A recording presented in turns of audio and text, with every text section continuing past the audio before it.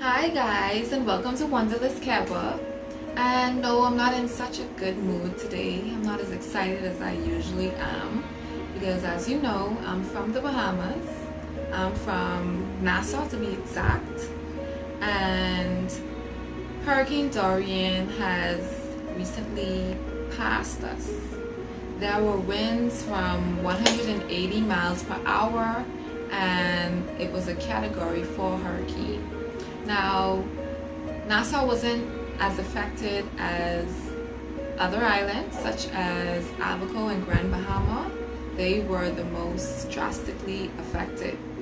There were lives lost, there were homes lost, buildings, vehicles, lots of flooding, just lots of damage. It was very devastating to many of us. And from Sunday to Monday was really heart-wrenching for many of us. And it was a Category 4 hurricane. The last time we had a Category 4 hurricane was many years ago, a while back. I think that would have been Hurricane Floyd, and it really damaged the Bahamas a whole lot. But in terms of Abaco and Freeport,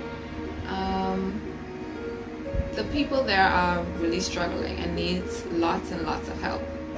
Right now, like I said, there were lives lost, homes gone, persons not knowing how they're going to make it to the next day. And really and truly, it's very sad. There's persons from many countries helping us right now. There's also locals that's giving back, that's helping out these persons and flying to those islands to assist in any way that they could. During the hurricane, persons were not really able to assist as much as they could. The police officers and defense force officers were not really able to do as much as they really wanted. They went over and they tried to assist, but the flooding was so high that the vehicles, the big trucks and fire trucks that came to assist, they actually stalled out in the water, so they kind of had to swim to safety. So you know it was dangerous. There were people literally in their roof, and unable to move, unable to get food, water, anything. So they had to stay there until safety was able to come and rescue them. And I just really felt so sad. Even though I was in Nassau, there were lots of persons sending messages to keep us posted of what really was going on the islands. And there were lots of videos and voice messages coming through, and it really was heart-wrenching to see that our brothers and sisters were going through so much, and it really wasn't much that we can do. Like I said, in Nassau we had lots of flooding, and it really wasn't as devastating as it was in Abaco and Grand Bahama. As of right now, they already reported persons missing and confirmed persons already dead, including children. So this is probably one of the most what's the word I want to use? This is one of our most disastrous times in the Bahamas, and we are still on the search for those missing persons and the rescue teams. And there are persons, like I said, from different countries sending all their support. GoFundMe, you have a lot of those happening right now. You have persons sending mailboats, and airplanes are taking over food, canned goods, clothing.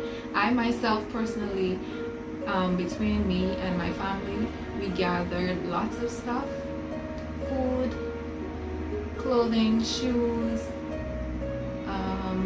anything we was able to give, even money. We plan tomorrow to take to some shelter or some organization that is going to be sending those stuff off to those islands and be able to help those persons. So yeah, this is really a hard time for us. So another thing I wanted to mention for future purpose, because as you know, the Bahamas has a tropical climate. So between June 1st and November 30th, it's technically our hurricane season. So for persons that may want a little information as to what kind of supplies do you keep when there is a hurricane, I would first of all recommend water. That should be number one on your list next to food. And the type of food you're going to want would have to be non-perishable items like canned goods and stuff like that. Crackers, those things are always good. Peanut butter, anything, and fruits is good too, but they may tend to not last as long. So anything non-perishable is good. You want to have a radio to keep in contact with the news and the media to know what's going on and the update on the storm. You want to have flashlights and candles. If you plan to do any cooking, you're going to want your matches and your portable stoves, anything of that sort. You're also going to want maybe some sanitary items. You're also going to want the items that you like, your toiletries, also maybe like a jacket if you have to go out. Those are just some of the stuff that, but there, if you Google, you can find lots of different hurricane supplies and preparedness lists.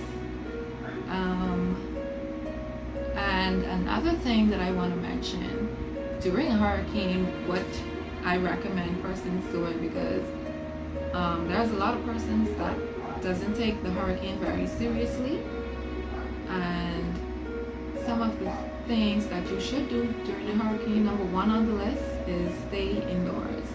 Bahamians tend to want to go outside and explore, but it's really not the time to explore. You want to stay inside, you want to stay away from windows and doors or anything of that sort.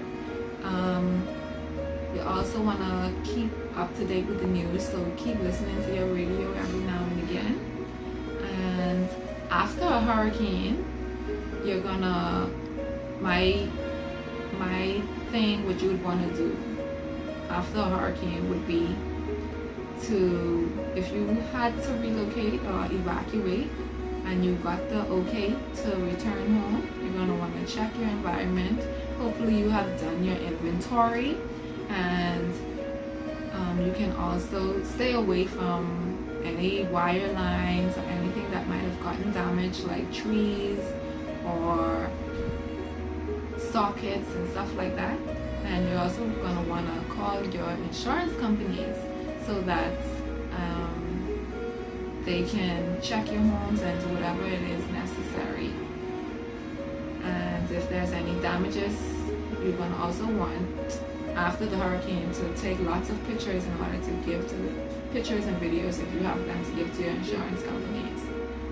So that's about it. But last but not least, like I said, I would really like to thank all of those persons that went out there and assisted during the hurricane, the police officers, defense force officers, and even regular civilians that decided that, hey, I cannot sit down and watch this happen. I want to help the best way I can for my family, friends, loved ones. And I just want to ask everyone to keep the Bahamas in prayers. This is a very trying time, and we will overcome this in this hard time. And remember that a little of something is better than a whole lot of nothing. That was my quote for the day. And so let's just be our brother's keeper. And thank you for watching Wonderless Kepper.